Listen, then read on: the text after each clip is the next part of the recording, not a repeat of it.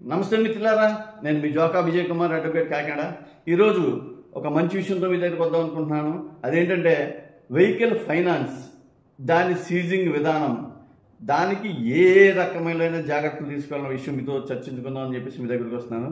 ఏంటంటే సాధారణంగా దైనందిన జీవితంలో చాలామంది వాహనాల ఫైనాన్స్ మీద ఆధారపడుతూ ఉంటారు. ఎలాగంటే లారీలు కానీ, ఆటోలు కానీ, ట్రాక్టర్లు కానీ, బైకులు, ఆటోలు, ఇలా అన్నీ కూడా ఫైనాన్స్ చేయించుకుని ఆ ఫైనాన్స్తో జీవనోపాధి గడుపుకుందాం అనుకుంటారు. కొంతమంది లగ్జరీ పీపుల్స్ కూడా వాళ్ళ లగ్జరీ కార్లు ఇవి కూడా ఫైనాన్స్ చేస్తారు. ఫైనాన్స్ చేయించి ఆ ఫైనాన్స్తో జీవితాన్ని గడుపుదాం చూస్తుంటారు. ఈ ఫైనాన్స్ కొన్నిసార్లు రెగ్యులర్గా కట్టండి, కట్టొద్దని చెప్పట్లేదు నేను. మీరు ఖచ్చితంగా కట్టలేని పరిస్థితి రావచ్చు ఖచ్చితంగా కొంతమందికి.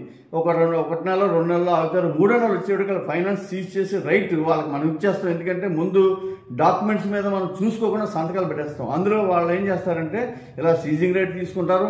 అలాగే జ్యూరిస్డిక్షన్ అని ఉంటుంది. అలాగే సంబంధించి ఏమైనా కేసు జరిగితే ఆ కేసు యొక్క పరిధిని ఢిల్లీ, ముంబై ఇలా దూరంలోనే తీసుకోవాలని చెప్పేసి ఒక అగ్రిమెంట్లో మీద సంతకం పెట్టించుకుంటాం. దాని మీద మనం కూడా సంతకం పెట్టేస్తాం.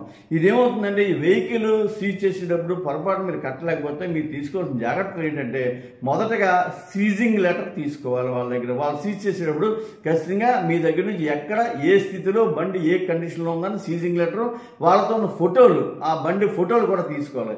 2 ఏంటంటే మనకి సీజింగ్ లెటర్ అయిన తర్వాత మనకి సమయం అడగాలి ఖచ్చితంగా. వాళ్ళు ఒక నెల రోజులు మనకి ఆర్బీఐ గైడ్ లైన్స్ ప్రకారం ఒక నెల రోజులు మనకు సమయం ఇస్తారు ఆ వెహికల్ని ఆక్షన్ వేయకుండా.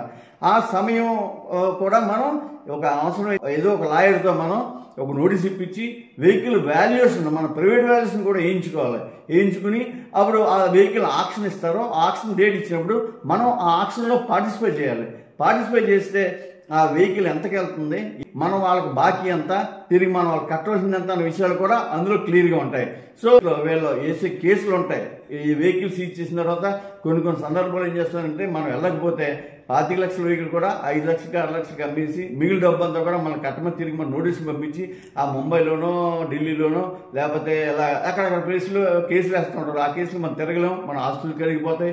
అలాగే మనం చాలా ఇబ్బంది పడతాం, మన కుటుంబ సభ్యులు కూడా ఇబ్బంది పడతాం. అలాగే మనం చెక్ బౌన్స్, మన చెక్లు పెడతాం, ఖాళీ చెక్ల మీద సంతకాలు పెట్టిస్తాం. ఆ ఖాళీ చెక్ల మీద కూడా వాళ్ళు అక్కడ కేసు వేసే అవకాశం ఉంది. కాబట్టి మీరందరూ కూడా ఈ అన్ని జాగ్రత్తలు పాటించి ఆ ఫైనాన్షియర్ దగ్గర మీరు ఎంత తక్కువైతే అంత తక్కువతో బయటపడి ఆ మిగిలిన బ్యాలెన్స్ ఏమైనా ఉంటే వాళ్ళకి కట్టేసుకుని అక్కడతో క్లియర్ చేసుకుని మీరు బయటపడడం చాలా ఉత్తమం.